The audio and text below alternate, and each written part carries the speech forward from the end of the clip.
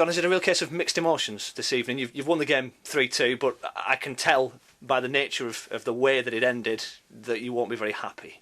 No, it's not mixed emotions. I'm absolutely furious. I'm furious that we let each other sink miles below our standards. From an absolute terrific first 25 minutes where we were irresistible and cutting through them like knife through butter and really up for the game, really enjoying it on the front foot the way we play. We stopped playing.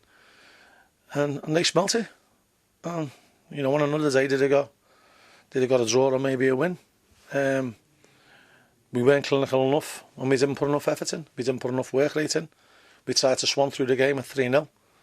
And we've dodged the bullet tonight. And, you know, the lads have been left in no uncertain terms that is nowhere near any way, shape or form good enough, and we won't put up with it.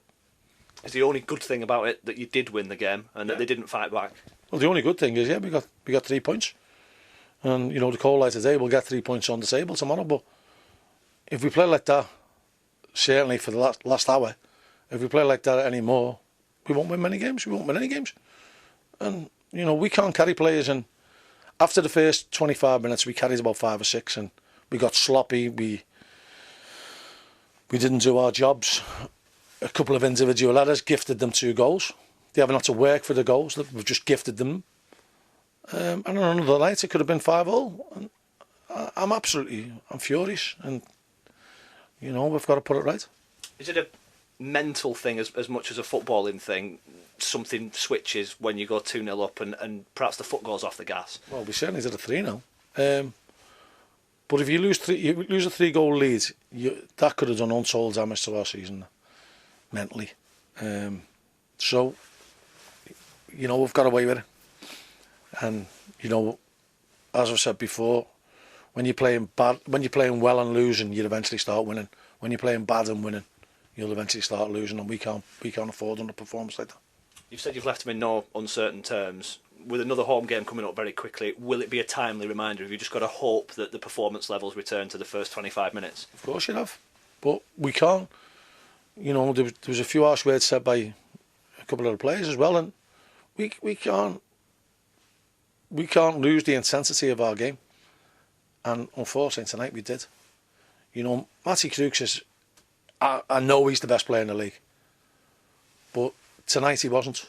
Tonight he fell way, way below his own standards. And it wasn't down to his ability, it was down to maybe a lack of fitness, but he certainly didn't put enough effort in. And what disappointed me was that he didn't get dug out by the rest of the players. I think they were just happy to have him back.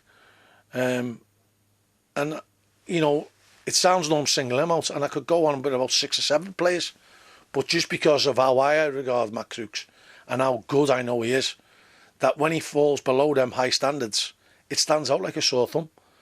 And, you know, I'm sure that Matty will bounce back on Saturday and turn in the performances that I know he's capable of. Because I know he's as disappointed as anybody else. But we've got a tendency at the moment to let things happen. And when that's sometimes the danger of having a happy camp, that you don't get after one another when they're not performing. And we can't just do it on the sideline. You know, we've got to be able to police each other, and they're grown men, and they've got to look after themselves. And you know, Buckle's been out for a game, and it looks as though he's been out for a month. And you know, we've got to keep ourselves right. The ones who aren't playing have got to keep themselves fit and ready to go when they're called upon. I'm loath to do this, but in terms of the 25 minutes, half an hour that you were pleased with, there were some really bright signs there as well. Is it too soon afterwards to even think about those? Well, you know, that's the contrast, and that's why you're getting upset. Or that's why I'm getting upset. Because we played like Real Madrid for 25 minutes, and then Reality Madrid in the 7th division of the Ackley Marshes League. So, you know, as a manager, sometimes you just can't put your finger on it. And as much as you'd have, I mean, there was a lot of harsh words said at half time, and we've come out like corpses in the second half. And you know, they could have been 2-1 within 5 minutes, and then you know we get ourselves 3-0 up, and then instead of going and being hungry for the fourth and then being able to enjoy the game, we hang on by our fingernails, and you know, we're trying to attract a crowd to come here. You know, that's not good enough. Finally, a couple of goals for Romy Bocco, doing the world of good. Well, you know, I knew Romy was going to tire, and I knew Mark Hughes was going to tire. And they were two of our better players. You know, they both put shifts in.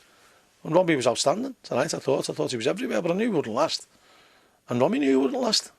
And, you know, he's probably the only one who can come out of it with any form of credit. You know, possibly Billy Key as well. But apart from them two, no, the others were miles below the standards.